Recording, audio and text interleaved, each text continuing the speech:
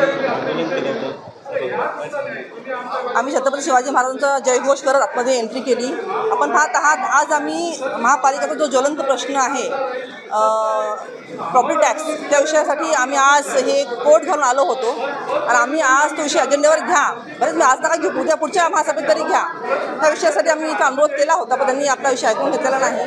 कारण की जेव्हा महापालिकेने टॅक्स लावला भरमसाठ टॅक्स लावला चुकीचा टॅक्स लावला त्यावेळेस 2021-22 कोविड काळ होता आणि कुठलीही सभा म्हणजे महापालिका झाली नव्हती. जे काय ते ऑनलाईन सभा झाल्या होत्या त्याच्यामुळे हा विषय कुठेही महासभेत व्यवस्थित मांडला गेला नव्हता. त्यानंतर आमची पहिली महासभा होती त्याच्यामुळे हा विषय ज्वलंत विषय जो सर्व नागरिकांच्या जिव्हाळ्याचा विषय आहे तो विषय महापालिका आलाच पाहिजे होता आणि तो अजेंडा घेतला पाहिजे होता. आता भले आज नाही तर पुढच्या वेळेस तरी त्यांनी घ्यावा हे आमचं निवेदन होतं.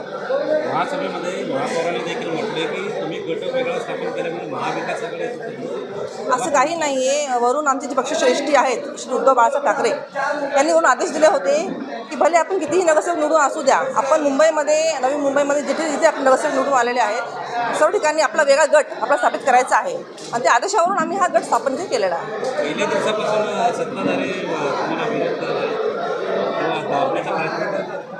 आज आमची पहिली महासभा होती आणि आपण पाहिलं चित्र काय होतं महासभेमध्ये तर अजून कुठल्या विषयात जो अजेंड्यावर आलेले नाही आहे त्याच्यामुळे आता लगेच काय गोष्टी उघड होणार नाही आहे.